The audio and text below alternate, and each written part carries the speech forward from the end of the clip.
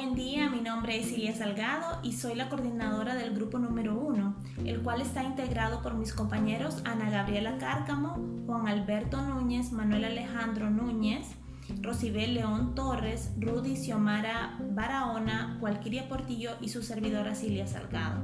Somos estudiantes de la carrera de Derecho del Centro Universitario Tecnológico y tenemos la dicha de ser compañeros en la asignatura de Derecho del Trabajo, la cual es impartida por la abogada Indira Valladares. En esta oportunidad vamos a hablarles acerca de los tratados en materia laboral que Honduras ha suscrito con la Organización Internacional del Trabajo. Y para comenzar quiero leerles el artículo número 15 de la Constitución de la República, el cual dice que Honduras hace suyos los principios y prácticas del derecho internacional que propenden a la solidaridad humana, al respeto de la autodeterminación de los pueblos, a la no intervención y al afianzamiento de la paz y la democracia universal. Honduras ha suscrito alrededor de 22 tratados con la Organización Internacional del Trabajo. Sin embargo, hay 8 de ellos que son los principales. Estos son el objeto de nuestra exposición el día de hoy. La Organización Internacional del Trabajo tiene varios objetivos y dentro de su misión está promover esas condiciones que sean dignas para los trabajadores, que haya una justa remuneración, que hayan libertades laborales, igualdades en derechos y también que tengan una seguridad social. Los dejo con mis compañeros y espero que esta pequeña exposición les dé un panorama general acerca de los principales tratados en materia laboral que nuestro país ha suscrito. Gracias. El día de hoy les voy a exponer sobre el primer convenio fundamental de la Organización Internacional del Trabajo, el Convenio sobre Trabajo Forzoso número 29.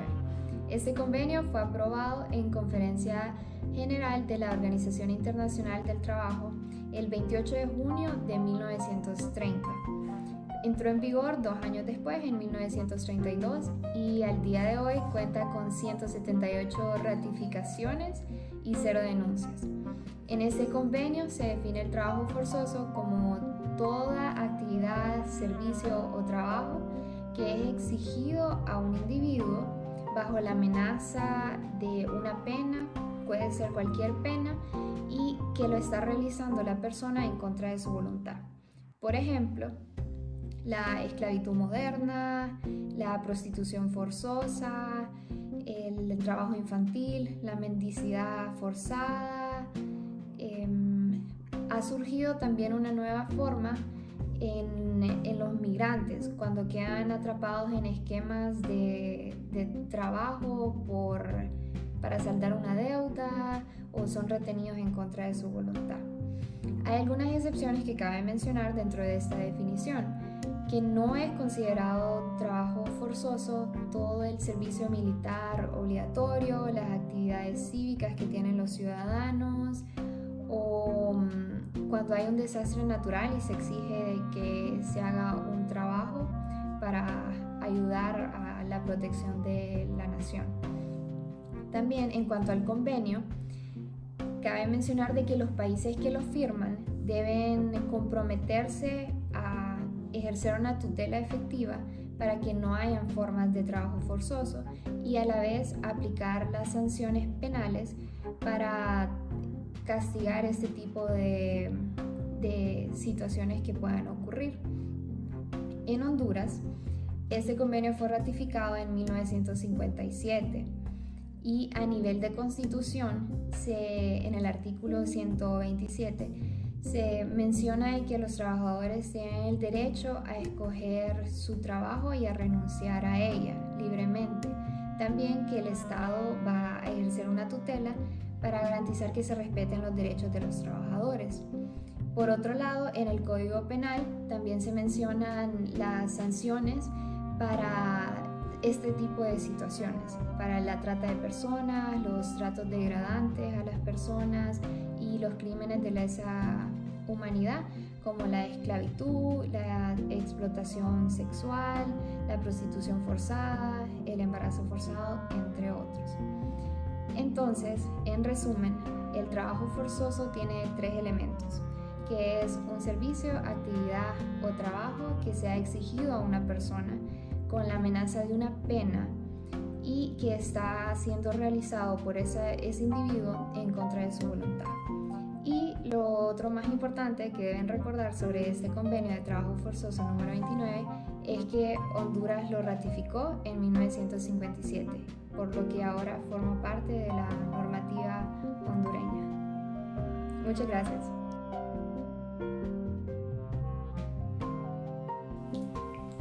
Buen día, mi nombre es Cilia Salgado y voy a continuar hablándoles acerca del Tratado de la Libertad Sindical y la protección al derecho de sindicación. Este es el tratado número 87, el cual fue ratificado por Honduras en el año de 1956. Este convenio también se deriva o está muy de la mano, muy ligado con el artículo número 78 de la Constitución de la República, el cual nos da una libertad para asociarnos. El derecho de sindicalización es bastante importante para llegar a esa tan ansiada justicia social de la que se habla en materia laboral y que hablan muchas instituciones, igual muchos sindicatos, muchas asociaciones. Sin embargo, todos sabemos que no es nada fácil. Este tratado prácticamente tiene dos componentes muy importantes. El primero es acerca de esa libertad sindical, el cual habla de que todo ser humano, todo trabajador o empleador tiene ese derecho para poder formar una organización sindical. Y la segunda parte es esa protección al derecho de sindicalización. Los sindicatos pueden ser formados libremente por los trabajadores. El único requisito que estima este tratado es que observen los estatutos, los cuales son elaborados por el mismo sindicato. También el convenio nos habla acerca de que las instituciones sindicales pueden tener una personalidad jurídica que en nuestro país es otorgada por la Secretaría de Gobernación, Descentralización y Justicia, y de igual manera ellos tienen que hacer su inscripción en la Secretaría del Trabajo, pero todo eso sí lleva todo un proceso y tiene que cumplir ciertos requisitos. Es importante también destacar que en el último examen acerca de los derechos laborales en Honduras, la OIT hizo algunas observaciones para que se modificara de cierta manera la legislación hondureña, que es quien rige toda la parte sindical. Esto lo encontramos en el Código de Trabajo, donde se nos dice que es un sindicato y nos da todas las reglas y parámetros requisitos para formar un sindicato. Una de estas recomendaciones era que los sindicatos no tuvieran un mínimo de 30 personas.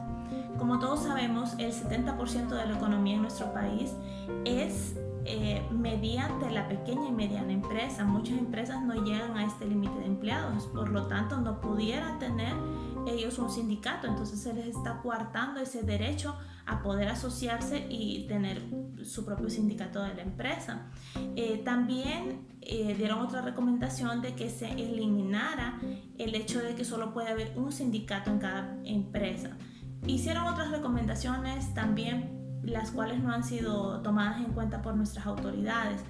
En Honduras tenemos varias federaciones, por ejemplo tenemos a la CGT, que es la Central General de Trabajadores, tenemos la Confederación Unitaria de Trabajadores de Honduras, tenemos la Federación Independiente de Trabajadores de Honduras, FIT, también tenemos la Federación Unitaria de Trabajadores de Honduras, que por su sigla se conoce como FUT, la Organización Campesina Hondureña, Unión de Trabajadores del Campo, entre otros. De igual manera tenemos muchos sindicatos en nuestro país.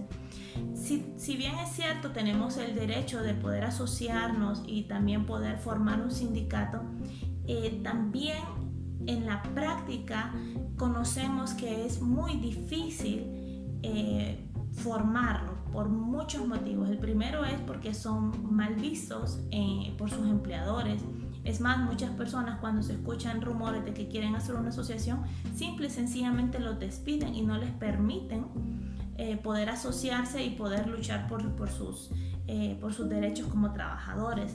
Y también no es nada fácil obtener esa personalidad jurídica, que si bien es cierto la ley se lo puede otorgar, no es un proceso tan sencillo el que tienen que seguir los sindicatos para poder legalizarse y obtener su personalidad jurídica.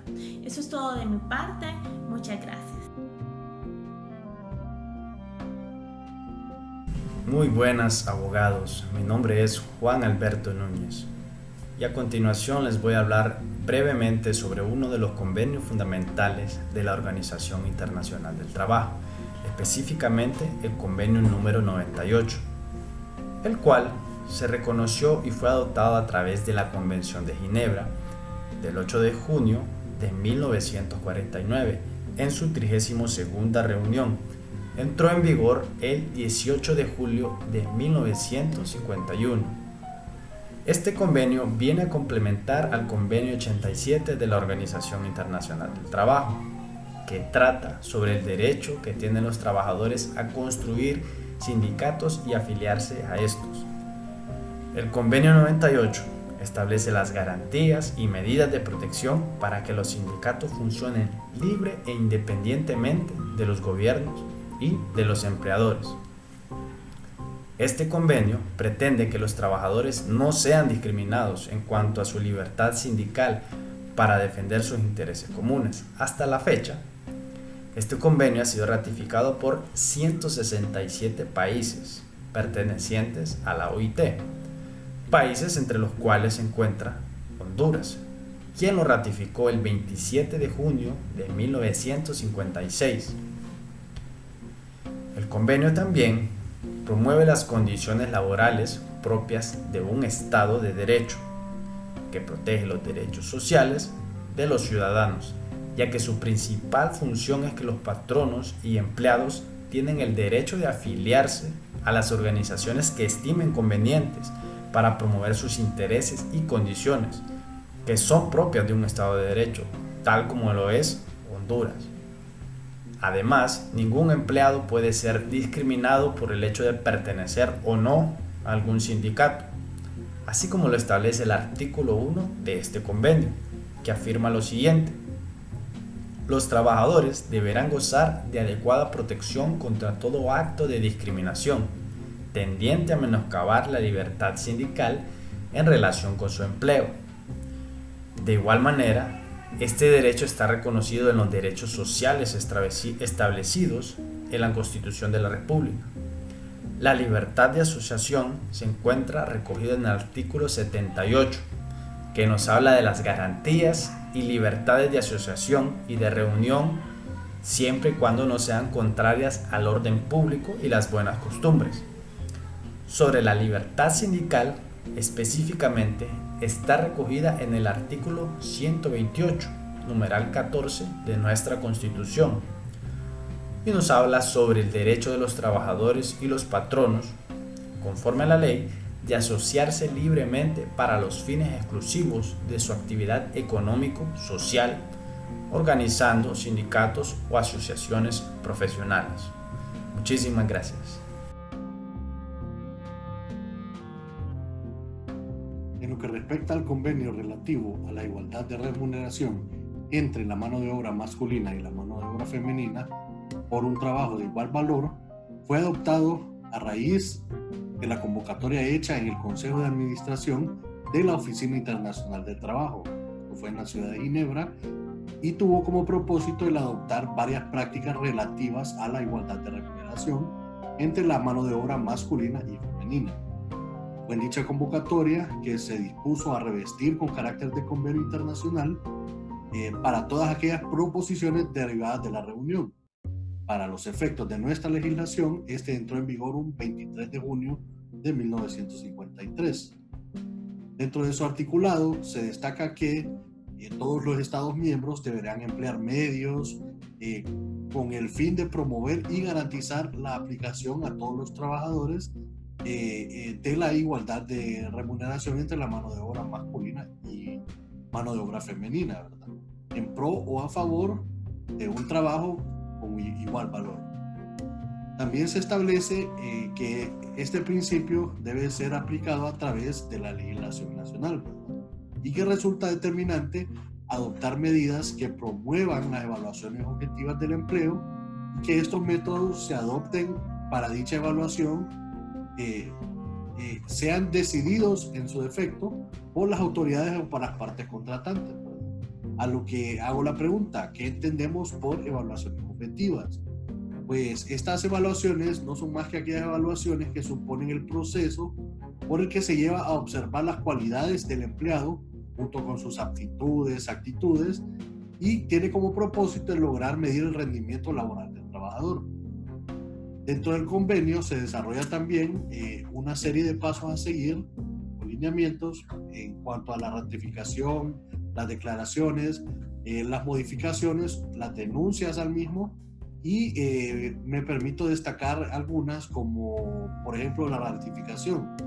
Para ratificar este convenio, primero se tiene que dar comunicación para su registro al director general de la Oficina Internacional del Trabajo, ¿verdad? Luego de esto, nuestro país se obliga a dar cumplimiento del mismo y pasa a formar parte de la legislación nacional. En consideración de las declaraciones que se comuniquen al director general de la OIT, estas deben contener al menos los mínimos o lo siguiente, que los territorios a los que se les obliga la aplicación de estas disposiciones, o aquellos territorios a los que se obliga la aplicación de estas disposiciones, pero con ciertas modificaciones, ¿verdad?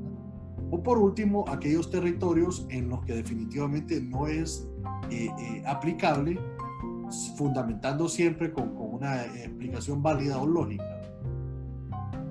Ante aquellos casos en que las declaraciones al director de la OIT se debe indicar las disposiciones de este convenio que serán aplicadas con modificaciones.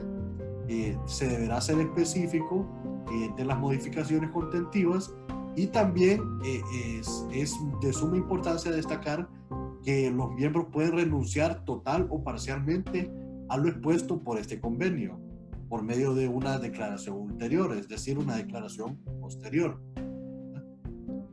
Una vez ratificado este convenio, las denuncias pueden hacerse hasta dentro de 10 años a partir de la fecha de puesta en vigor, ¿verdad? Mediante un acta que primero deberá ser comunicada para su registro y por parte del director general de la OIT. Para aquellos miembros que han ratificado este convenio y que en un plazo de un año después de la expiración de la fecha de entrada en vigor no hacen uso de esta renuncia, quedarán automáticamente obligados por un nuevo periodo de 10 años. En cuanto a nuestro marco normativo, hago referencia a la Constitución de la República porque en ella se describen dentro de su articulado, siendo específicos en el artículo 1, 60, 137 o 345, en donde se garantiza la igualdad y el acceso a las oportunidades laborales de forma indiscriminada, lo que va en consonancia con lo dictado en este convenio, ¿verdad? De igual forma, y para los mismos efectos, nuestra legislación laboral contempla en su articulado también, y siendo más específicos, en sus artículos 1, 2, 12, 95, digamos, o 367, una protección a los empleados, mediante las circunstancias de desigualdad en cuanto a la remuneración, a la igualdad y a la no discriminación de cualquier índole. Adicional a esto, se decreta también la Ley de Igualdad de Oportunidades para la Mujer, mediante Decreto 34/2000, y que tiene como propósito el adoptar medidas con el fin de eliminar los obstáculos que suponen un impedimento para la participación de la mujer en las esferas de la sociedad, entre ellas la igualdad de remuneración. Este decreto especifica que el Estado es garante de la igualdad y la equidad entre los hombres y las mujeres, para lo cual se compromete a la elaboración de políticas que deben ejecutarse y programas o proyectos para evaluar las condiciones en tiempo real. Más reciente a la fecha también el decreto 27/2015 que contiene la Ley de Igualdad de Remuneración en el Trabajo, contempla que no se pueden establecer diferentes remuneraciones entre la misma categoría del trabajo asalariado. O sea, es decir, un trabajo de igual valor tanto como para hombres como para mujeres. En el área de empleo y trabajo, Honduras cuenta con importantes avances en la legislación laboral, ¿verdad? Y cuenta con la ratificación de un sinnúmero de convenios ante la Organización Internacional de Trabajo. Sin embargo, es evidente que la Secretaría de Trabajo y Seguridad Social podría fortalecer sustancialmente las capacidades o conocimientos sobre la legislación laboral y sobre los alcances de las normas internacionales del trabajo, ¿verdad? Con esto lograríamos una mejora significativa en los sistemas de administración de la justicia laboral y para la solución de conflictos. Finalmente, sabemos que nuestro Código de Trabajo, a pesar de que es muy antiguo, representa un instrumento garante de los derechos laborales, pero es sumamente urgente reformarlo a partir de una política laboral que incorpore nuevos tipos de actividades económicas que se generan en el contexto de la globalización, ¿verdad? Tales como la instalación de transnacionales maquiladoras, las empresas de ropa o las franquicias de comida, entre otras. Estas reformas requieren la inclusión y enfoque de igualdad y equidad de género como un elemento esencial para potenciar el empleo, la producción, la productividad y siempre en condiciones de justicia y equidad.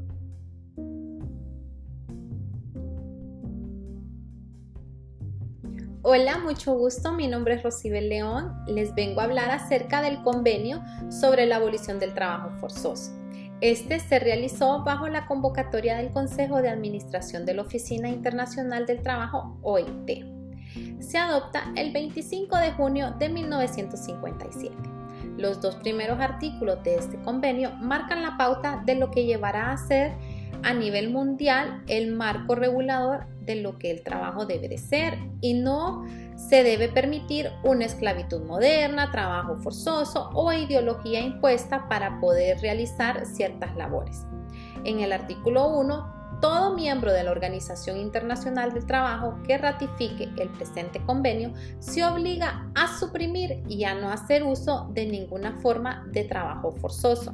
En el artículo 2, todo miembro de la Organización Internacional del Trabajo que ratifique el presente convenio se obliga a tomar medidas eficaces para la abolición inmediata y completa del trabajo forzoso u obligatorio, según se describe en el artículo 1 de este convenio.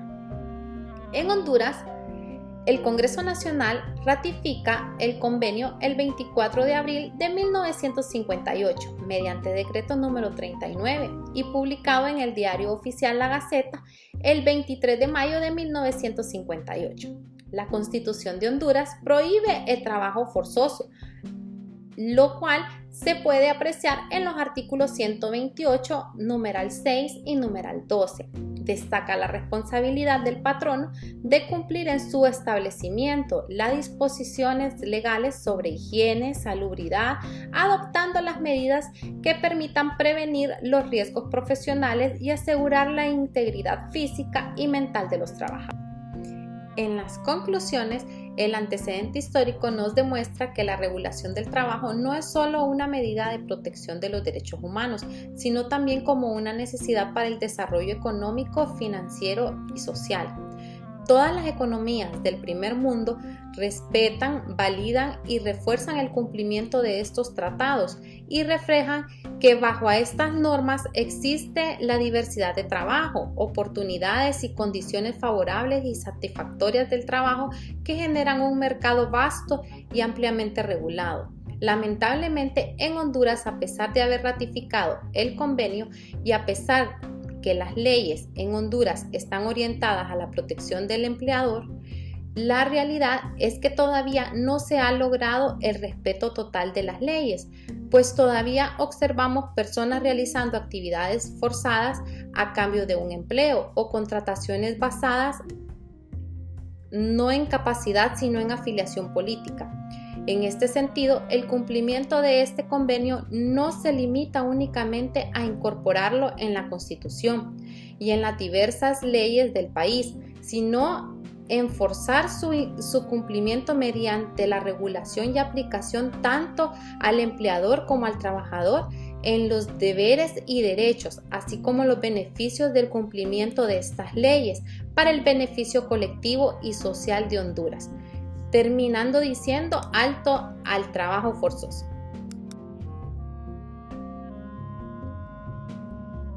Buenas tardes, compañeros, abogada. Mi nombre es Luis Xiomara Barahona y me toca exponer sobre el convenio de la discriminación laboral, convocada en 1958 en Ginebra por el Consejo de Administración de la Oficina Internacional del Trabajo, considerando que la Declaración de Filadelfia afirma que todos los seres humanos, sin distinción de raza, creencia o sexo, tienen derecho a perseguir su bienestar material y su desarrollo espiritual en condiciones de libertad y dignidad, de seguridad económica y en igualdad de oportunidades. En Honduras, este convenio fue ratificado mediante decreto 2209 del 19 de marzo de 1960. Podemos describir discriminación como toda distinción, exclusión o preferencia de trato que ocurra dentro de un contexto de trabajo basado en un criterio de raza, color, sexo, religión, preferencias políticas o cualquier otro que se considere injustificado. La Constitución de la República declara punible toda discriminación en el artículo 60, la Ley de Igualdad de Oportunidades para la Mujer, publicada mediante el Decreto 34 del 2000, establece en sus artículos 46 y 55. Se prohíbe a las empresas especificar en el anuncio de empleo los requisitos relacionados con el sexo, la edad, la religión o el estado civil de la persona, excepto cuando debido a la naturaleza del trabajo se requiera dicha especificación. En tal caso, las empresas deben tener autorización de la Inspectoría del Trabajo. Fuentes, artículos 60 y 137 de la Constitución de Honduras de 1982, artículo 12 del Código de Trabajo, 44 y 49 y 55 de la Ley de Igualdad de Oportunidades para la Mujer en el 2000. Les voy a mencionar unos tipos de discriminación. Discriminación directa, discriminación indirecta, la discriminación normativa, la discriminación por embarazo o maternidad, la discriminación conductual, acoso discriminatorio, acoso sexual y acoso por razón de sexo. ¿Cómo se castiga la discriminación? En la legislación hondureña se penaliza la discriminación como un delito en una forma vaga y se encuentran algunos esfuerzos aislados, como es la Ley de Igualdad de Oportunidades, que prohíbe la discriminación por edad en el empleo, condiciones de sexo o género femenino, tercera edad o a las personas VIH positivo. Por ejemplo, en la empresa Batería Yohoa hubo un caso de VIH positivo y esta persona fue discriminada, fue despedida inmediatamente, pero ella puso una demanda en la cual ella ganó esa demanda por discriminación y fue devuelto todos los salarios caídos y fue devuelta a su puesto de trabajo, ¿verdad? Ella ganó el juicio. Por otro lado, el Código Penal establece como delito de discriminación en los artículos 321, que fue reformado mediante el decreto 191 del 96, publicado en el diario oficial La Gaceta el 8 de febrero de 1997. Leyéndose así, artículo 321, será sancionado con reclusión de 3 a 5 años de prisión y multa de 30.000 a 50.000 empiras quien haga objeto de discriminación a otra persona por motivo de sexo, raza, edad, clase, religión, partido político, por alguna discapacidad y cualquier otra cosa dañina a la dignidad humana. Si desean especificar los artículos de la Ley de Igualdad de Oportunidades, pueden encontrar los artículos correspondientes en el Diario Oficial La Gaceta, Decreto Legislativo número 34 del 2000, emitido el 22 de mayo del 2000, artículo 4 al artículo 89. Tratados importantes de la Ley de Igualdad de Oportunidades. Ley de Igualdad de Salarios, artículo 128, Ley de Igualdad de Oportunidades para la Mujer, artículos 34 del 2000, regulaciones sobre el trato justo del Código del Trabajo, decreto número 189, modificado en el 2003. Conclusiones.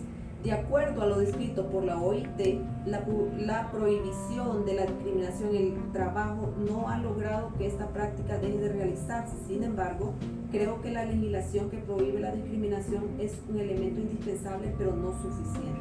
Se requiere de un ente vigilante que verifique el cumplimiento de esta legislación en cada país, empresa pública o privada. En temas de discriminación es importante generar una conciencia y educación desde la niñez que permita a los futuros mandos manejar de mejor manera discriminación laboral en las empresas para el futuro. Eso es todo. Muchas gracias. Buen día. Mi nombre es Walkiria Portillo Corea y dando continuidad al tema de los convenios de la Organización Internacional del Trabajo, haré referencia al convenio sobre la edad mínima de admisión al empleo y el convenio sobre la prohibición de las peores formas de trabajo infantil. El convenio sobre la edad mínima fue puesto en vigencia en 1976 y ratificado por Honduras en 1980. ¿Cuál es el objetivo de este convenio? El propósito es la abolición del trabajo infantil, entendiendo como todo aquello que represente peligro para la salud, la seguridad, la moralidad, así como los trabajos que interfieren con la educación obligatoria. Este convenio exige a los estados una edad mínima y que se establezcan políticas nacionales para eliminar el trabajo infantil. El convenio establece 15 años como edad mínima. Sin embargo, manda a los estados a elevar progresivamente esta edad para garantizar el desarrollo físico y mental de los niños y niñas. ¿Podemos decir que Honduras vela por la aplicación de esta disposición? En la Constitución de la República, en su artículo 128, numeral 7, señala que los menores de 16 años aún cumplidos no podrán realizar trabajo alguno. Así también lo encontramos en el artículo 31 del Código de Trabajo, donde cita que tienen capacidad para celebrar el contrato individual de trabajo las personas que hayan cumplido 16 años de edad. Hasta ahí podemos decir que Honduras cumple con esta disposición. Sin embargo, en la sistematización de las recomendaciones en derechos laborales del primer y segundo ciclo del examen periódico, señala una discrepancia con la edad mínima, ya que en el mismo Código de Trabajo, artículo 32, párrafo 2, menciona que las autoridades encargadas de vigilar el trabajo de menores de 14 años podrán autorizar su ocupación cuando consideren que es indispensable. No solo lo vemos en esta ley, también están en los campos de agricultura, en los cafetales, en las calles en donde los niños y niñas desde los 5 años son sometidos a trabajos en condiciones precarias. Esto nos lleva al siguiente convenio que se refiere a las peores formas de trabajo infantil, el cual fue ratificado por Honduras en el 2001. Este convenio tiene como objetivo erradicar totalmente las peores formas de trabajo infantil, considerando como tales la esclavitud, la venta o trata, reclutamiento para los conflictos armados, la prostitución, la pornografía, producción o tráfico de drogas o cualquier otra actividad que por su naturaleza o condición puedan poner en riesgo la salud, la seguridad y moralidad de los niños y niñas. En nuestro marco legal, el Código de la Niñez y la Adolescencia, en los artículos 133 al 137, hace referencia sobre la protección contra la explotación económica de los niños. Asimismo, en el Código de Trabajo, artículo 127, señala que el trabajo de las mujeres y menores de edad debe ser adecuado especialmente a su edad. También el Código Penal vigente considera como delito la explotación infantil. Después de varias recomendaciones y acercándose el tercer ciclo del examen periódico, que es este 6 de noviembre del presente año, se ha creado el reglamento sobre trabajo infantil en Honduras, así como la aprobación del protocolo de derivación de niñez en trabajo infantil a programas sociales, que tiene como propósito contribuir con la prevención y erradicación del trabajo infantil en Honduras. En relación a estos dos convenios, podemos analizar que la normativa existe y es amplia, pero ¿elimina los riesgos que corre nuestra niñez hondureña? ¿Será que ya no hay niños y niñas indígenas explotados en los campos? ¿Será que ya no hay niños y niñas en las calles sometidos a la prostitución? ¿Será que ya no hay niños y niñas que deben trabajar para comer? ¿Está el futuro de nuestra patria en las escuelas? Es el Estado quien debe garantizar esta tutela. Sin embargo, nosotros como sociedad debemos repudiar estas faenas. Comparto el siguiente lema: si los niños y niñas se cansan, que sea solo de jugar. Digamos no al trabajo infantil. Gracias.